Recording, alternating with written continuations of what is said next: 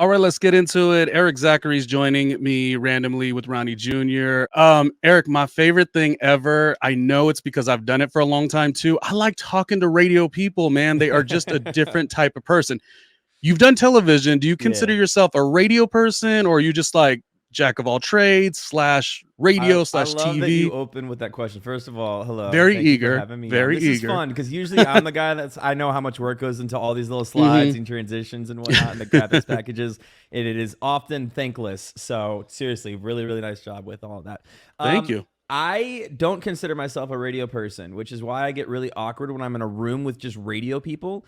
And I say that a little bit facetiously. Radio's been the majority of my professional career, but I got into radio not because of a love of radio, but because I knew it would be a stepping stone into bigger media and content distribution.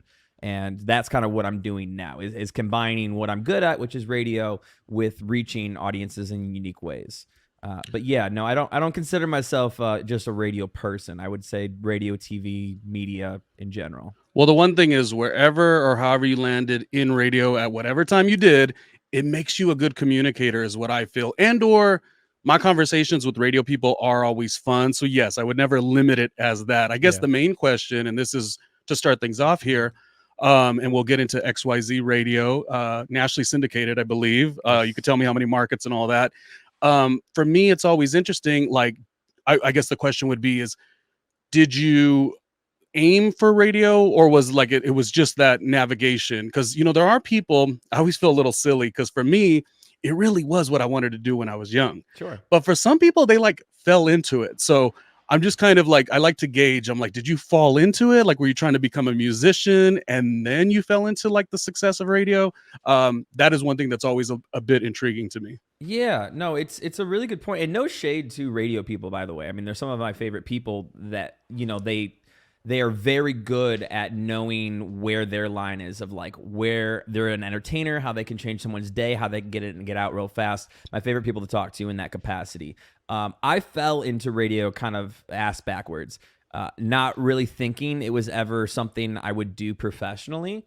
But I grew up in a family of entertainers per se. My mom was an actress, a dancer for the NBA, and she also worked on camera as a broadcaster. And then my dad was a DJ way before like everyone in the world was a DJ. So he owned an entertainment company, and I grew up on a microphone, quite literally, like helping him DJ weddings and bar mitzvahs and school dances and cruise ships, basically locally in Chicago. So I love the music end of it. I love the acting end of it because of my mom. I did the child acting thing for a while, and it was about middle school that I kind of was like, okay, how do I piece all of these things that I like and that I'm kind of good at, but not like excelling in any one of them together? And it was probably freshman or sophomore year of high school when I realized Okay. Ryan Seacrest was doing some pretty cool things. Yeah, and he was like my first quote unquote radio hero, but also because he wasn't limited to radio. So for me, Well, it was always radio plus or TV plus right. radio, Yeah, no, I mean, even what was it, 90210, he had an appearance there. Like Yep. it was, people who succeed the way they do, it's because they've got like 5 different things going at one time. You just see only one particular thing. Yeah. I want to know about XYZ Radio so we could at least talk about that and the success of that and how it's different than the regular traditional media or traditional radio program. But one thing that I think you could clarify, you said your mother's involved in the show as well. She is. Yeah. Like I said, my mom is an accomplished broadcaster and she's a journalism student in her own right. But when we were developing the show, it was kind of, okay, how can we get more mics? And I'll get into like, what XYZ is in a second, but I know I wanted different cast of characters and we needed a female voice. And at the time it was like, okay, who can we get on the low, on the cheap, or on the free, which happened to be my mom. And, my mom and I have done some stuff in the industry a little bit, but she's been retired from it for a while. So she used to, be a cheeky character when we were on TRL. We had the Mother's Day hits, or even when I was doing iHeartRadio, I'd call her and that kind of stuff. It always went well. So I was like, okay, well, she's got some fire takes. So why not just make that a segment? And now it's one of the highest rated portions of the show is Mom's Hot Take. And she's on 3 times a week. Yeah. Yeah. You said you were going to talk about XYZ Radio.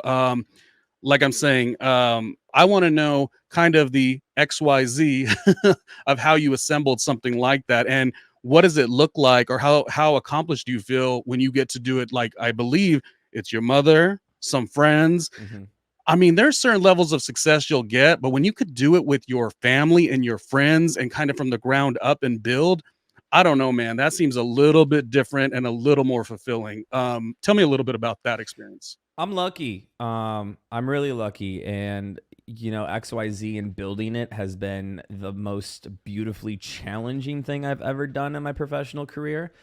It wasn't quite as much out of nowhere as everyone kind of thought. It appeared pretty quickly, but I worked with a huge team behind the scenes for months before it was officially announced.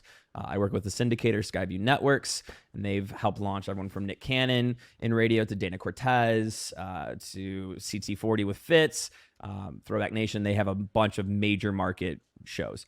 And when approached with the opportunity between them and some other people at some other media networks with the idea of doing a syndicated show, I was out of radio, man. Ronnie, I quit. In 2018, sorry, my dog is going nuts right now. In 2018, being the dog dead, I left iHeartRadio with no intention of coming back. I truly was like, I'm done. And it wasn't anything specific to iHeart as opposed to any other company. I was pretty burned on the industry in general. And I'm the first one to admit that I had a massive chip on my shoulder, still do, but I've come around to it. A lot of therapy helped with that. But I was that may be an gonna, offline conversation, because yeah, I'm a bitter bitch sometimes, man. So yeah, and it is tough. It's very difficult. It's difficult to keep showing up, so it was. And I think what got to me, and to degree, a lot of the onus of that falls on me, of just kind of mailing it in. I was building a show that I was like, okay, well, what's the point? This goes out for 10 seconds, and whether I put 30 minutes of thought into this break or 4 seconds of thought into this break, it's gone in an instant. And that was a very jaded way of thinking. Some of that I still stand by, which is why I'm excited about what we're doing now. But yeah, I worked at iHeartRadio for 7 years. I worked for Kiss FM in Chicago, Z100 in New York. I did swing shifts on stations across the country, so it kind of climbed the quote unquote mountain of where I could go. And I left with no intention of coming back. So when I was presented with the opportunity of bringing a show back to on the air, literally and metaphorically, my first question was like, well, how is that going to be any different than what I did before? And then they flipped the script on me. They reversed me, and they said, well, what do you want? What would it take for you to do radio again? And I was like, well, I could put together like my Scarlet Letter, but you guys aren't going to go for it. And they're like, just try. So I did that, and I put together a list of a couple of things that I traditionally thought radio and terrestrial broadcast wouldn't go for, which is putting the show on demand in addition to it also being syndicated, creating one really, really strong product that, is mass distributed, but also customized in the markets it airs. But then most importantly was I want to talk for more than 10 seconds. I don't think there's a ton of value in having a personality, and good ones. We're surrounded by hundreds of good personalities that don't get the chance to really shine because they're limited by PDs telling them, programming directors saying, it's about the music, get in, get out. Yeah. And while that was true at one point, no one's tuning into the radio for music discovery anymore. Certainly not to the degree they used to be. It's been quite confusing how everything has shifted to on demand. You go to Netflix, that's an on demand experience. So it was for me as well, looking into radio, or the times I've worked in it, it's like it was shocking. Even though I understand the program directors, I think they're called brand managers now, even though they know their stuff, and I get it, they do know their stuff. But it was always funny to me. It was like, okay, so less people are interested in going to your radio station for the music. They could get it everywhere. Sure. The only thing you really can give is your personality. So to limit that seemed a little funny. What I liked about you in terms of your show XYZ is it felt like you kind of had the experience of what it used to be, but we're very much on like what it's going to be. And there is something about that on demand. Like, I mean, yeah, I feel bad for, people that are still in that radio fight, so to speak. And it's like, where is the on demand experience? It almost always has to be there. Sure. Maybe even on Patreon. That's how I try to do it. But anyways, yeah, man, all day. You got to promote. Yeah, I guess. What is it? Just Hammer In, you did come back to it, XYZ, but I do want to know, because that would be like something I would want to do, is like, wow, to do that show with friends of mine, to do it locally. Now, you said Chicago. Is that where you're from for the most part? So yeah, I'm from Chicago, the suburbs of western suburbs, about 45 minutes outside of the city. Originally, I grew up there, and then I moved to Chicago, and I went to school in Chicago, and then moved to New York for a couple years, on again, off again for 5. And I was traveling between LA, New York, Orlando randomly is where I was shooting a lot of stuff. But Chicago's always been kind of home base. And I was reluctant to move home. I moved home mostly to be closer to friends and family, but also because I'm traveling so much for the show in general to our different markets that it's just way easier to be center of the country. And I love New York with my whole heart. We were having a brief conversation before this, Ronnie, but I would move back in a heartbeat. I actually started XYZ from New York. I was still living in New York when this began. But it kind of came down to, how bad do I want to live in New York, and is it worth spending all the money when it doesn't really do anything to help the show? In actuality, it actually kind of limits my access to artists, because it's way easier to get an interview with an artist or time with them backstage in Chicago than it is New York, where every major network's hitting them up.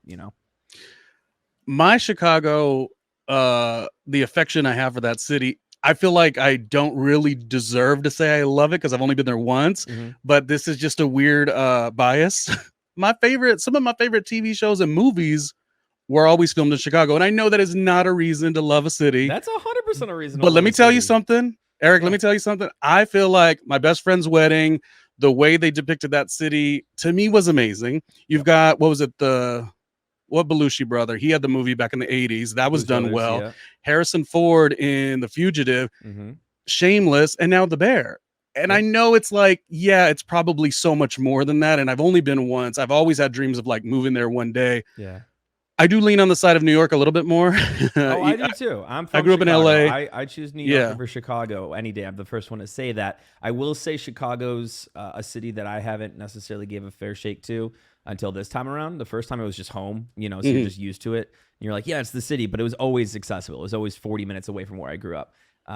Where, after moving away and coming back reluctantly too, I'm definitely finding a new love for it, and I'm approaching it with different eyes. But with that said, I'll get the East Coasters that are like, all right, man, let me tell you why New York's better. I'm like, you can stop the fight right here, because I agree with you. Yeah. I'm on your side. Yeah. Yeah. But Chicago's an incredible city. It's funny. It's also based on where you're at in your life, your career, your goals, because like, I usually have always fought for like, I love New York, and I still do, but I'm also like, like I grew up in Southern California too, and I've not really taken to it. Or I've had so many experiences, the 7 years on and off that I lived in New York, where like, I feel like I'm just scratching the surface. Like I need like, I need the 10 at the very least. So maybe I'll be back. Real quick, let's talk about New York. Now, was the reason to go to New York because TRL, or did you go to New York and then acquire TRL? No.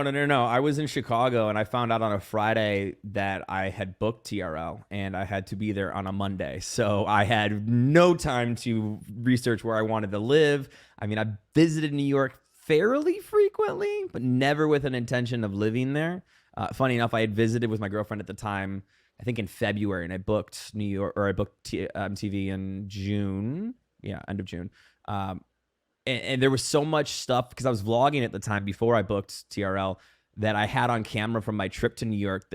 I just went back and watched that recently. I was like, I had no idea I was filming where I was going to live, literally to the block, just with no knowledge of it. But yeah, MTV came down fast and furious and quick, and it was an opportunity. Obviously, when they say jump, you say how high, and you move your life real quickly. So I did that.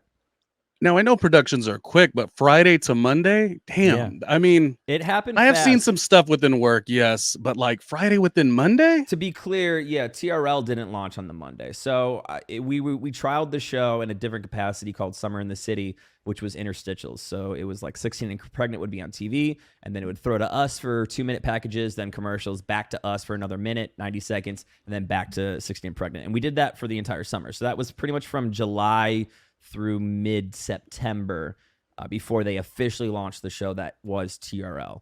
And that launched in October.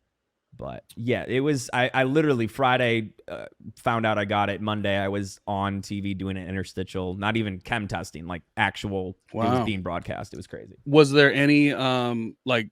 I mean, was it a for sure I'm doing it, or was there any thought like, no, let me stick with? You said I'm going to do it. I want to go. No. I mean, the story, I can make it as short or as long as you want, but when that came down, that was an unreal opportunity. I mean, I had dipped my toe into the idea of television. It was always the dream, but I had never had an opportunity fully placed in front of me, and this was that first network contract. It was a dream come true, truly.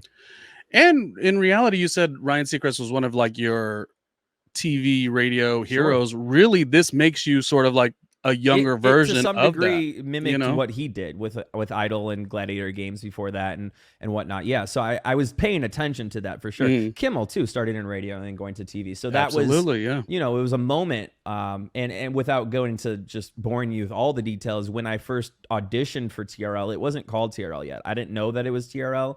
None of us did. It was not, to my knowledge, never actually supposed to be called that. I auditioned for a show called MTV Live. And when I got the call for it, it was an MTV casting director who reached out, and she said to basically prepare for a show that's in the vein of what TRL was, but more modern. But we're kind of searching for a team of people that would mimic the modern day Carson Dalys. That's all I knew going into it. Yeah. So, when they called it TRL, I think I found out the same time the general public did, because they put it in a New York Times article that went out that morning, and I got a Google alert on my name. I had no idea. My contract didn't say TRL. It was just with MTV Networks. Yeah, I mean, it moves like that. I mean, even the original TRL, I think, was Total Request was one show, and they morphed it with another show. So it's always so fascinating, these shows and these projects have become huge successes, and they sometimes weren't really set out to be that way, and they are. And then on the flip side, you have other things that you think are going to be huge, and they don't necessarily go that big also. Sure. I don't know what your overall opinion is of that. I guess it would be a TRL reboot. Do you feel like it was insanely successful? Do you feel like tell me about some of the talent that was there? Sure. Or do you feel like it kind of came, and what was the story behind it? Because I feel like it was there. Yeah. Everyone was excited about it. And I feel like it kind of just isn't there. Yeah. Well, to call it wildly successful would be an overreach. It lasted for a season and a half, so clearly it didn't do that great. I think there was a lot of heart in it. Everyone that was involved in it was so excited, and I'm not even speaking about my co-host, which I'm extremely fond of, and I still work with Tamara Dia too, who's one of my co-hosts. She works on a Spout podcast with me, and I talk to her weekly. And I'm still really good friends with a lot of the people. But the production crew, I mean, some of our people behind the scenes were on the original TRL, so that was just crazy. Oh, nice. They were floor producers, and then now they were executive producing the relaunch. The only thing critical that I really care to say is that I just don't think they should have called it TRL. I think there was a huge place in the market for a show like it, but by calling it TRL, it was kind of like, okay, you're immediately making us measure up to this nostalgic legacy that, as incredible as it was, is even bigger in people's heads because it's been gone for so long that we're never going to measure up to that, even if they nailed everything. So I think that was kind of the issue. If I would have been in charge, which I wasn't, clearly, but I would have said, I would have let it lie for a season or two, and then maybe rebranded at that point after it's already seen some success. But people immediately, that I think our launch day was October, I want to say 5th or 6th or something like that. Everyone tuned in expecting to immediately be hit with goosebumps of the original TRL, and it just, there was no way it could be that, not in today's media landscape. That, and then you do the comparison too much. It's like, oh, who's the next Vanessa Manillo? It's like, you gotta let Vanessa Manillo be her. Sure. And whoever's the next the next crop of talent. That was the thing outside looking in. It was like, wow, they got a bunch of really talented hosts that, like, this is their time to really like shine and really run the network. So the fact that it didn't go more than, I think you said, a season and a half, maybe the naming of the show or something within the branding. A lot of cooks in the kitchen, man. And I mean, I can't fault Viacom CBS for it either. They put an insane amount of money into it too. So sure, they you have several directors and EPs and consultants all, trying to make this as big as possible. And I think everyone was just really excited about it. There was no ill intent. At no point did I ever feel like they were trying to, not give it every possible shot it could have. It was just, a product that I think was a little mislabeled in people's heads because, never was it intended to be a countdown again. So that was a little confusing for people because you can't really count down music videos in a world of YouTube, right? Things change. There's never going to be an official countdown. The urgency of a premiere is gone. Yeah. Which sucks because those shows were good. I mean, BET had 106 in Park. Yep. FuseTV had Daily Download, which I had been a part of for a little brief moment. So those shows were fun, and I still feel like there's the nostalgia to it, but it should be ran a little bit differently. But I feel like they missed the boat on the group of talent that was there. Well, that's kind of you to say, but yeah. So when you were there, when TRL, go ahead. No, I was just gonna kind of give some credit where credit is due to the producers. In a world where music videos were premiering on YouTube, they were able to secure, I think we still had 5 or 6, world premiere music videos, which is crazy. I think we premiered one of Pink's songs. I know we premiered one of Why Don't We songs. So they were still getting, exclusivity to it. But yeah, they were trying to design a digital show, but taking a terrestrial approach to it. And they should have done it in the reverse. They should have designed a digital show that had a terrestrial, outlet as well. So while this project eventually ends, what is it like in terms of you move to New York specifically for TRL? Sure. You jump into Z100, which, I mean, that is the home of Elvis Duran. I mean, it's just Z100 is as big as it gets in that world of radio, but you want more. Had you in that time done other television projects? Because now you're in New York, Z100 just coming from MTV. This makes sense. Yeah. Was there any movement in terms of your TV hosting, or did you kind of look to digital, new media, social media more so? Sure. So Z100 and TRL happened in parallel. So when I moved to, because I was already working for iHeart in Chicago. Okay, the next Ryan Seacrest. Look at it. I said it, and it's the truth. Well, that's I wish my bank account reflected that. But that's, again, thank you for that compliment. And to Ryan's credit, I've met him a couple times, and he's been nothing but the sweetest person in the world to me, and just advice and just taking the time to talk to anyone, really, especially radio people. But no, Z100 happened as an effect, and shout out to iHeart Radio taking advantage of me being in New York and being a TRL talent. They said, you're already doing KISS nights in Chicago, which I continue to do from New York. Well, let's get you in the studio and put you on Z100 too. So that was an insane opportunity. I mean, all of this happened, Ronnie, in a matter of 6 weeks. It was a whirlwind to say the very least. But when TRL ended, I actually got the very, unique and awesome opportunity to stay on at Viacom. So my contract continued beyond TRL, which a lot of people don't know, because I continued to work behind the scenes quite a bit. So I was cutting my chops as a producer, as a director. I've always been a videographer and editor, but it was cool to get my official credits doing that stuff. And then I continued working with a subsidiary of Viacom called VDS, Viacom Digital Studios. So I was covering everything from red carpets to South by Southwest to VidCon. And I was doing that both on camera and off camera. So I continued to work for another year beyond TRL ending. But I was still in New York during all of that, and I was going back and forth. That had me traveling a lot, so I was, all over the place. And then after that, I worked with a couple different production companies in New York. So to your point, it was a very needed and very massive kicking of the door open that led to other opportunities. I always knew it was something I was good at, but it was extremely validating to have someone like Viacom say, "Hey, yeah, here's some money to do that." And you can always look back and wish for something to play out different, but when I really play out every option in my head, I don't know that it could have been any better than the way it did happen, because the way it happened gave me the name recognition. It gave a little bit of respect to my name, which was very cool to get. Whether I deserved it or not is up for debate, but I was able to move from there a little more freely, and people would pick up phone calls, and I could work with different people a little bit better, and ultimately it led to what I do now. Yeah.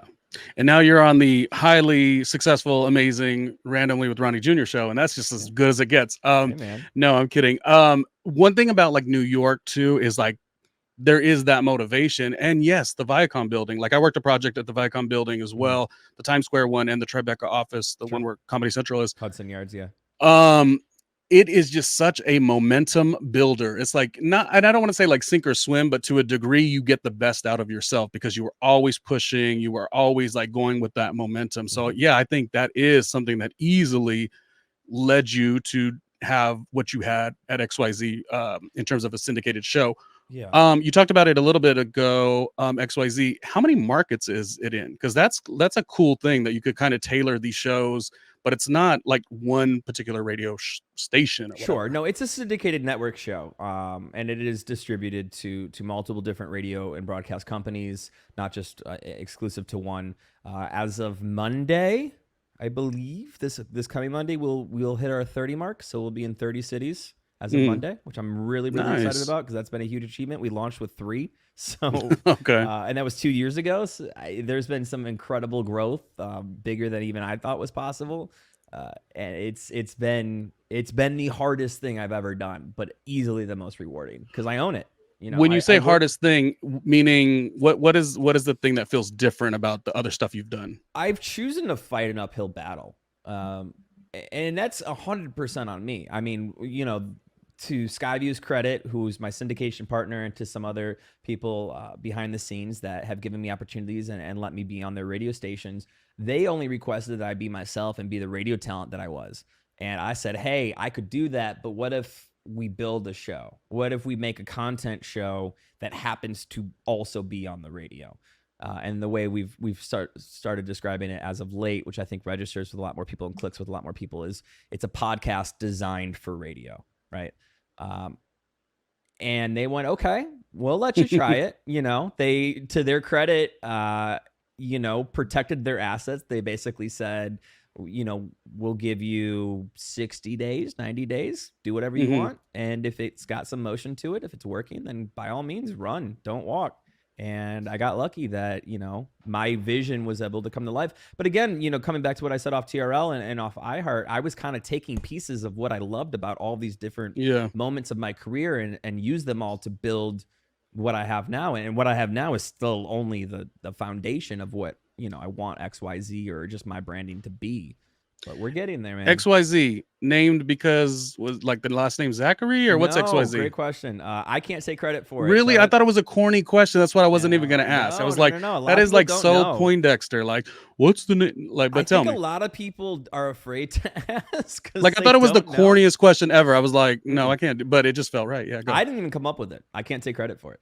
Okay. Shout out to Rico Colindres, who's the vice president of talent at shout out to Rico. He's also behind Carmen's Calls, which is a wild, successful bit that airs on radio shows and has for I think over 2 decades now. He was the one. Him and I were in a development meeting, and we were coming up with a name with it. And you know, the initial names were ERIK Zachary Night Show or the ERIK Z Show or whatever. And I said, no, I don't want my name to be the show. I said that's because I want to build a brand, right? I don't want to build my brand. My brand will be a part of it, and I'll always ERIK Zachary as me. I'm an editor, a director, a videographer, an actor, a comedian, on-air personality. I'm all of these things, but XYZ needs to be its own thing. Yeah. So we were trying to come up with a name for it, and I think I said something along the lines of like, it needs to be something that stands for everything. It's whatever you need the show to be for that night. It needs to be able to turn your terrible day into just like a crack of a smile, or just make you forget something for a minute, or you know, the kind of that catch-all, you know, this, that, and a third. And literally, it is very that real time. Yeah. And Rico said something like, yeah, XYZ. And I was like, yeah, exactly. Like this, that, XYZ. He's like, no, XYZ. Yeah. And like, there was that, it was like a sitcom moment where we went back and forth. We were on FaceTime, and I'm in this little apartment in New York, and he's like, no, that's the name. Listen to me. And I'm like, oh. Yeah. And we kind of sat with it, and I was like, you know what? Yeah, let's do it. Let's rock with it. And we have. I'm not as familiar with him, but I am familiar with him. And yes, he's been in this for a long time and very sharp. A lot of very successful people, including Ryan Seacrest. He's produced for a lot of people in radio. Yeah. And I'm lucky enough to call him a friend. What you said acting, and this is such a dream acting roles. Like, what shows or what movies have been out that you're like, if I could lend my acting abilities to? Is there something that's currently out right now that you would want to sort of manifest casting yourself in, or are you the type that's like, I want to create my own projects? Because it does sound like you come from like, your mother was experienced in a lot of this stuff. So was your father. So you might have a different mindset. You know, a lot of people go into it as like, how do I show up and be the perfect person to be casted for this project and to be really good? Sounds like you do a lot of independent, kind of on your own type of stuff, which is, you know, probably the way of the future anyway. Yeah, I mean, that's just an effect of being an only child and having to keep yourself, you know, entertained. When your friends, my two best friends growing up were both from families of 5 or bigger. So when they would have family days and I was not included in those, I was like, okay, well, it's just me and my cat. What am I going to do? So I got really good at doing stuff on my own. And I'm a Virgo as well, whether you believe in astrology or not. Get out. So am I. Yeah, so you get it. We are the best. I'm yes. super organized, color-coded, and my runner shows. It's a thing. But it's actually funny. I'm almost shocked that I said the word actor because I haven't called myself actor in a long time. I did child acting. I have some actual professional credits, and a lot of what we do just in the show business world, hosting or otherwise, is acting. But it's funny. That's actually a question I haven't gotten in a really, really, really, really long time. Well, I think we reshift. You know, we have like a certain goal. No. 25. I would love to do a sitcom. I would love to do the type of acting that I think Jason Bateman does now, which is playing a version of myself, right? Could I play someone else? Sure. But the whole reason I became a host or a personality is because I didn't want to play anyone else. And now doing what I've done and continue to do even on a day-to-day basis on the air, I love to play an exaggerated version of my sarcastic person. That is me. And I think that would be really, really fun. And there's a lot of cool opportunities to do that, I think, in the future. So I would be very open to those opportunities. You are right. Radio and the new landscape of all this stuff, you're darn near doing a lot of that stuff anyway. So if you have an intention with it, even better. Yeah. Moving on to, I just want to know, because you've done it for quite a while, what are 3 of the most fascinating interviews that you have done? You've talked to a lot of different people. Who stands out in your mind as really intriguing interviews? I like that you use the word fascinating and intriguing, because I get it a lot. Like, who's your favorite? Who's the best person? Who's the worst person? But intriguing is important to me because it's what keeps me on my toes.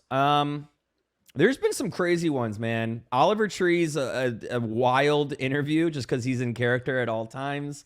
As of late, Flavor Flav is probably the most recent that really just put me on a 180. I was just like, what is happening right now? Because we were connecting with him via Zoom, and he was having some connection issues. Bless his heart. So he decided to start cooking while on camera, and we had to navigate that in real time.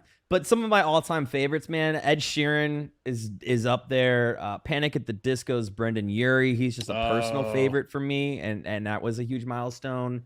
Recently, the band Camino, all-time low. I'm a huge pop punk guy. But there's been some interviews that, you know, I interviewed Bryce Vine 2 weeks ago for the first time in a couple of years, and that was probably my favorite conversational. Like, it just didn't feel like the cameras were on. We were just chilling, and it came out, you know, exactly how I hoped it had. It's funny, and you get this, Ronnie. You know, people ask questions like, who's your favorite interview? And what they really mean is like, who's the most famous person you've talked to? And my answer is like, I virtually have talked to everyone in the room, right? To some degree, at least a hi, hello, or a carpet interview or something. But rarely are those people the ones that I find to be my favorite. My favorites are the ones that are like the best conversations that you walk away from going like, I did that. I was well researched. I crushed it. And it didn't feel like an interview. I wasn't nervous. You think that's what they're asking though? Who's the like biggest celebrity? I don't think. Well, see, mine is different because asking the question. You asking it, no, because I'm going to tell you, when you said that, like the first thing I thought of was like, oh wow, Brendan from Panic at the Disco would be fascinating. He would be. But Ronnie, you're in the industry, right? Yeah. So if it's your general person, you know, in the public that's saying like, who have you interviewed? What they really mean is like, give me some name recognition here. Because I'm gonna tell you, like, not that we would not be nervous around the biggest stars, whatever. Like, but it is part of the job. But I always think of like the people that I really respect. Like, I like Rosario Dawson quite a bit. Yeah. And I would be like, oh no. Yes, I booked the interview, but I'd be nervous because I would want everything that my mind says about her to sort of be. And if it isn't, it would be a little bit of a letdown. She's so, I mean, now I'm overusing the word fascinating. So that's funny that, yeah, I guess generally speaking, it's like who's the biggest name, which is fine, but sometimes those interviews become like a formula. Yeah, exactly. There's a formula. There's certain promotional things you have to hit. There's definitely talking points that you have to stay away from. You usually have very severe time limits. You know this more than anyone. That, you know, there's nothing worse than saying, okay, we got you 6 minutes. Okay, well, what do you want me to do in 6 minutes? Because I could ask one really good question that still wouldn't get fully answered in 6 minutes. I could ask 20 stupid, fun, clippable questions that will do well on the internet, but they don't fulfill me as a broadcast journalism major in any capacity. You know, so it's always a unique approach. But I guess the answer to me is the interview, the highest level of a tier, whether that be someone that's most accomplished in their field that I have access to that doesn't really have boundaries. Meaning I'm still going to be respectful and not ask them, you know, shocking questions, but I want to talk to someone that is not going to be afraid of how they're going to be perceived because they've either achieved such a high level in their career that they don't care, or, you know, they're not threatened by me because I'm also at a certain level with them. Right. I have one last question, which I'll push to the end. We'll play a game, so to speak. I don't like games, and I only say that and I laugh because we're talking about short form, long form. Games are usually stupid to me personally. However, I love long form content if it's good.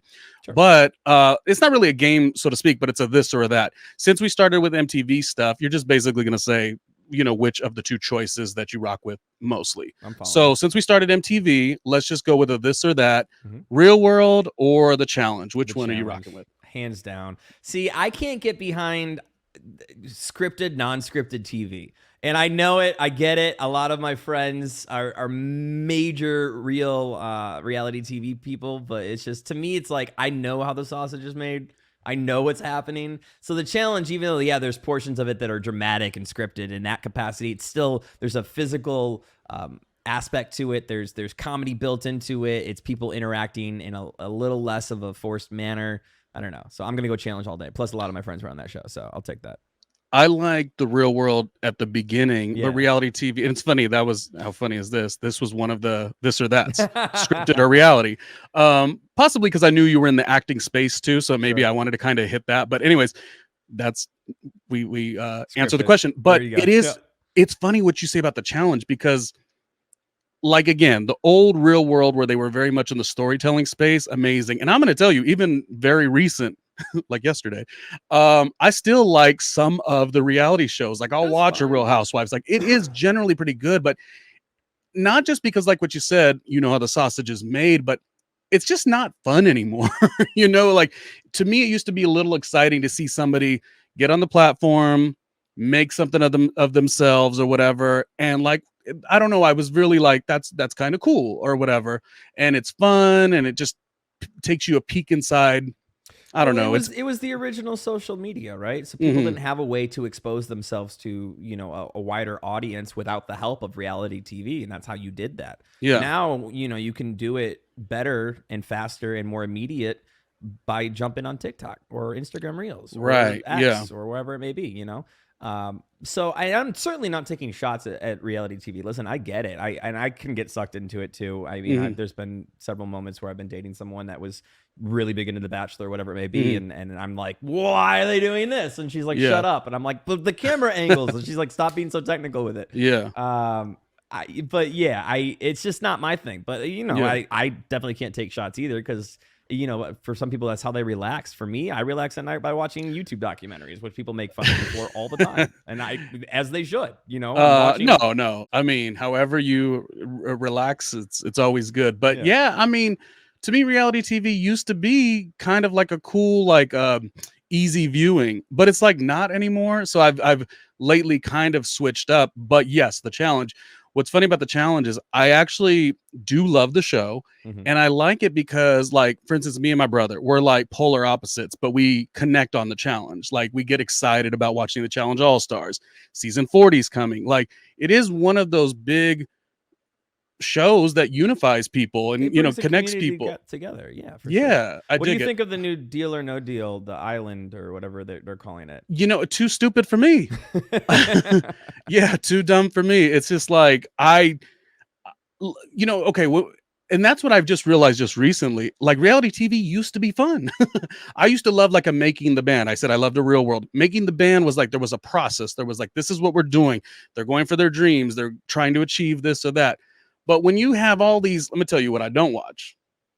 I don't watch these Love is Blind or whatnot, and no diss to like I've you had a know. friend on Love is Blind. That's hilarious. Yeah, I mean, I know that the production company is married that did Married at First Sight. I worked Yep. on 2 of those seasons, but like the point is, it's all great in terms of like the shows and everyone's doing what they got to do, but they're just becoming too stupid for me. You know what? Well, reality TV started essentially as a form of documentation.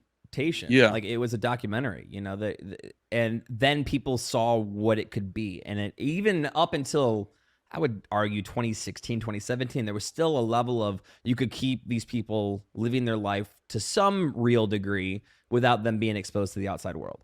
Right. And then it was, okay, well, you know, it doesn't matter if you just film The Bachelor. It's not going to air for a couple months because we already can find out how it played out on Twitter, you know, immediately. Oh, right. And you can already see what people are talking about and saying about you. Now, I think it's a funny approach to see a lot of these reality TV, quote unquote, stars that, you know, part of their contract is to like live watch the episodes with people and live tweet them. Yeah. And it's like, okay, this is, I don't know. There's nothing wrong with it. It's just different, you know? Yeah.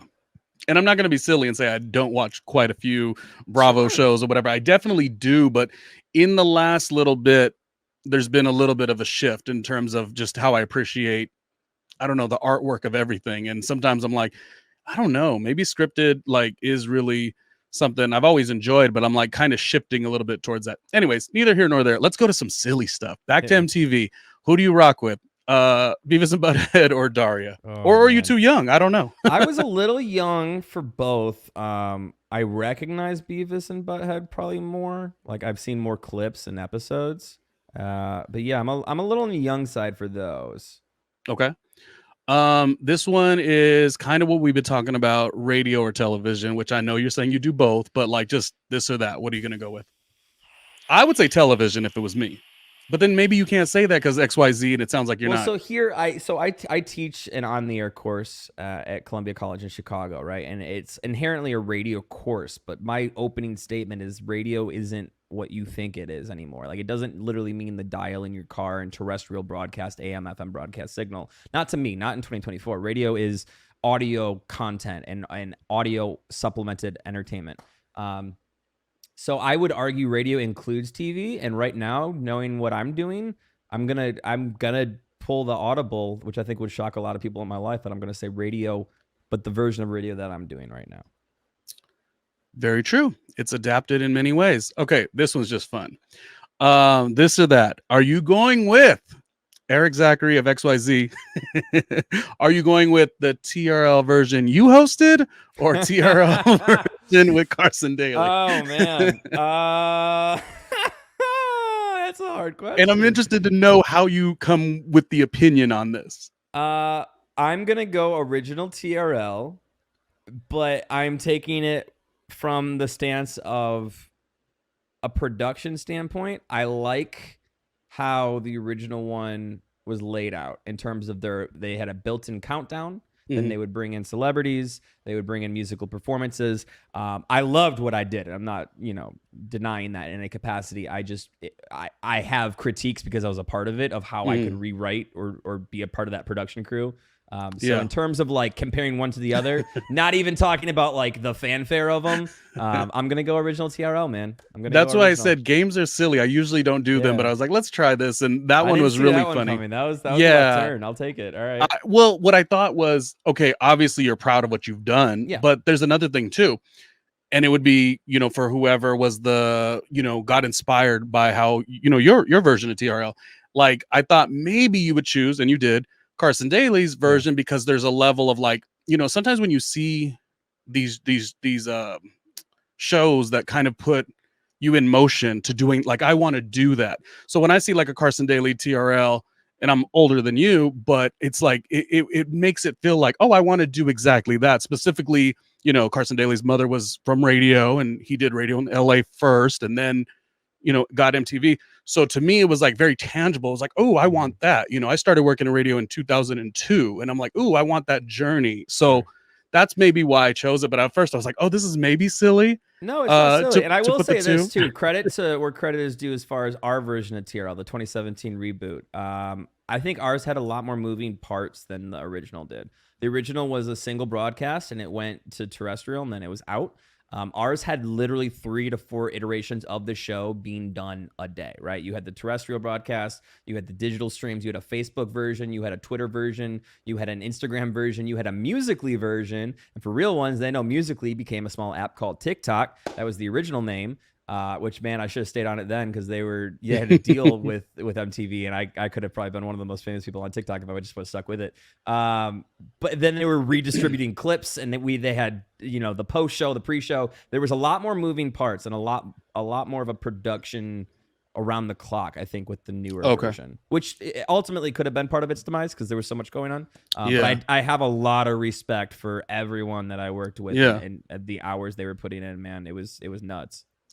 What about big arena shows? You've got Taylor Swift, Beyonce. Did you get to see any of them? I imagine with your radio show, you have to cover a lot of this. I did not see Renaissance. I was out of town when she was here, and then when she was in LA, I was in New York, and it was kind of like moving around. I saw Eras. I saw Taylor in Seattle, randomly enough, which was incredible. I'm going to go Taylor. I know I'm going to have the entire Beehive come after me. I'm not comparing these two incredibly talented women. I think they're both top of their game, and they're both, top tier. What I liked about Taylor specifically, and Beyonce, I know had a crazy production too. I'm just a nerd, and I'm a tech geek, so seeing how big the Era stage was and how many moving components it had, and kind of what I was just talking about with TRL, that was pretty insane. I don't know that you could.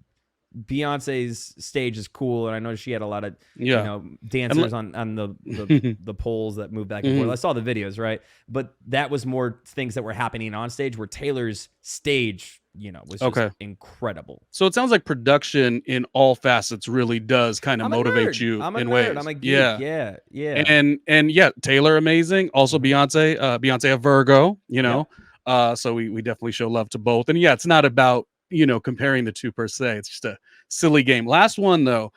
We sort of touched on this, but let me hear what you think. Chicago or New York, this or that, and why? I love that. Well, for me, so when I hear New York, just because of my personal experiences, I automatically think Manhattan. I love that that's a picture in Dumbo, which I know now because having lived in New York. I would pick New York. I said this to myself earlier today when I was walking my dog. I'm going to make the biggest moves of my career in Chicago in the next couple of years, and then I think I'll go back to New York. I will always have New York in my heart. So what I like about New York right now is because I know it and I've lived there long enough now, and I have friends in the community there, that I can hop on a plane, throw my stuff in a hotel room, and then just go out. Yeah. Where you can't really do that in other cities as easily. You need the rental car. You need certain. Even Chicago. I love Chicago, but Chicago's a lot more spread out in terms of like where I live.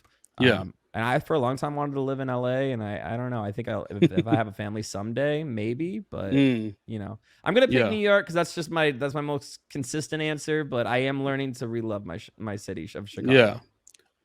Both amazing. Like I said, I have lived in New York. They're wildly different, and that's the biggest misconception. Because even when I was living here before I moved to New York, I was the first one to be like, "Yeah, man, Chicago's a cleaner version of New York." It's just like, but they're not the same city. They have different aesthetics. They have different feelings. I will say Chicago has a far superior skyline. New York skyline is garbage. I love New York, but Chicago skyline there's no better skyline in the world. I referenced earlier how I was like, what a silly way. Again, I've only been to Chicago once. What a silly way to get excited about a city. But yes, my best friend's wedding and The Fugitive and architecture. Shameless. City, it is gorgeous. New York though too. Even today, was it today? Yesterday? One of these days, I was watching in terms of like even if I have to remind myself, I do love New York, right? Because I do. But even if I have to remind myself, I threw on It Could Happen to You with Nicolas Cage and Bridget Fonda, and I'm just like, oh my gosh, this darn amazingness that is New York is really amazing. That and Fran Lebowitz, her Netflix little series as well. who I happened to run into on the streets once, and I was like, oh my gosh, what a moment. So yeah, New York has like these you can't really, they're not tangible in terms of why They're you not like it so much. tangible, and you have to have lived there, even if for 6 months, and you'll get it more than anyone who you could visit, every weekend for your entire life. But if you've never actually lived there, right, and called a residence there, then you don't get it. You just don't. And I think that it doesn't matter if you've lived there a year or 10 years. Obviously, you become more of a New Yorker the longer you're there, but you will understand why everyone talks about it. What I do love, and I want to get your thoughts on this, is that New York was always the it city. Every rom-com, every TV show, every movie is based in New York, right? A, because it's easy for them to shoot, but B, it's the pinnacle. It's the number one city in the country. I'm starting to notice a trend where it's a lot less major market cities, or at least the top 3. Even Chicago, which is featured all the time, I always thought it's hilarious. Anytime there's a timeline or a arc in a TV show, it's someone moving to New York is always coming from Chicago, or their dad lives in Chicago. Chicago's always that secondary city. I'm seeing a lot of like Boston being featured. Anyone but you, the new Sydney Sweeney, Glenn Powell, right? That's based in Boston, and then they go to Sydney, Australia, and people are starting to pick some more of these ancillary cities, these Seattles, the Portlands. You're starting to see featured a lot more.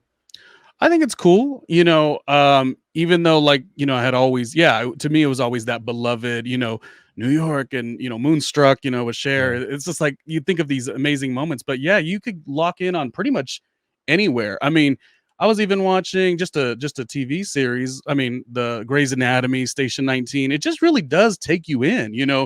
That's the beauty of filmmaking, really. So it's more about that, and I do think it's great that more more cities are kind of showcasing how amazing it is to kind of showcase these stories. I think that's very cool. The number one thing I've learned from doing my show too is I visited one of our major stations is WDJX in Louisville, Kentucky. I never had been to Louisville, Kentucky before in my life. I had no reason to go. And it's an incredible city. It's a fun city. Portland, Oregon, I've never been to until we launched our show. These kinds of places that you just don't really think about, San Luis Obispo, places that I would have never gone because that's just not part of my normal, media industry destination. And now I'm going to these places. Columbia, Missouri, where Mizzou is. I went down there for a football game because that's one of our affiliates. It's just cool to see a lot more of the U.S. in these cities. And I sound super, I don't know. Well, no, I'm sure. I don't think so. I think it's more like, there's an excitement to see different things. And from each different thing that you see, it plays an impact on the art that you do, which kind of brings me to our last question. And it would be, I know talk shows aren't what they used to be, but I imagine you at one point would have been great for a talk show or would want to do a talk show. At one point. Well, the reason I say that, the shady moment that I'm going to have, is they're not as cool anymore. Jimmy Fallon with the silly games all the time.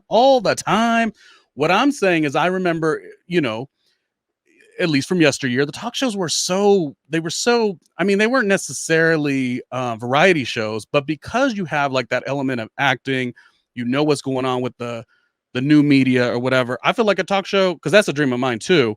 So, okay, fine. Take it away. What does it look like to have a dream talk show?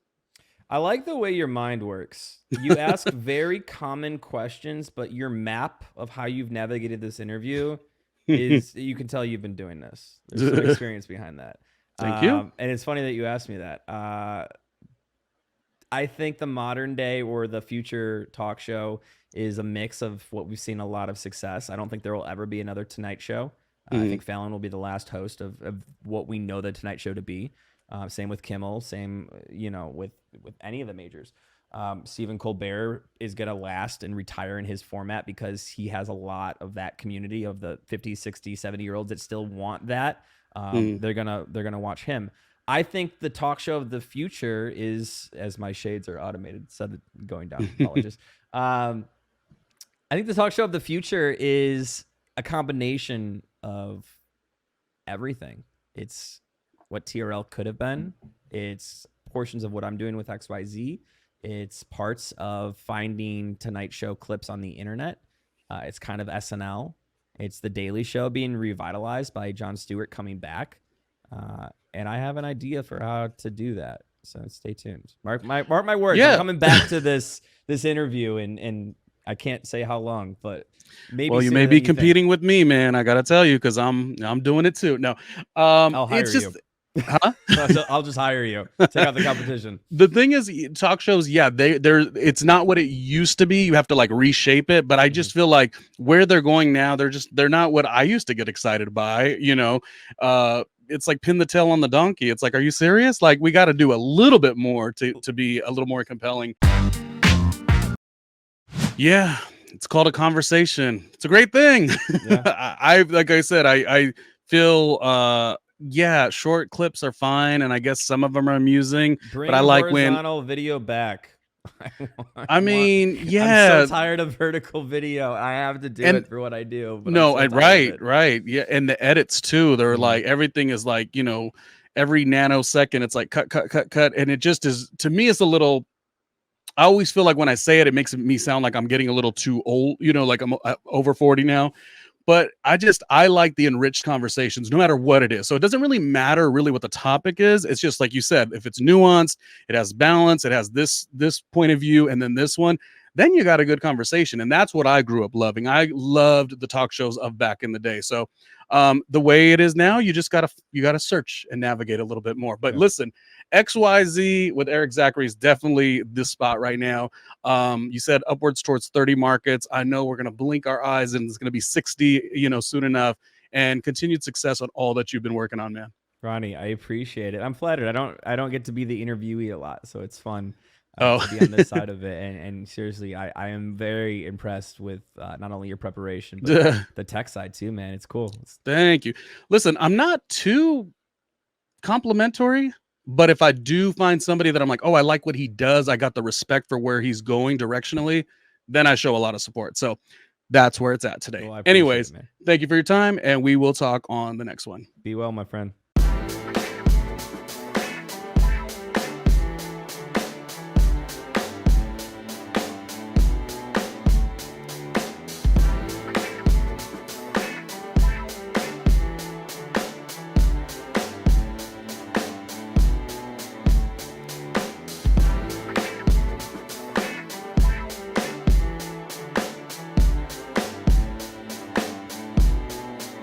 Hey, Ronnie Jr.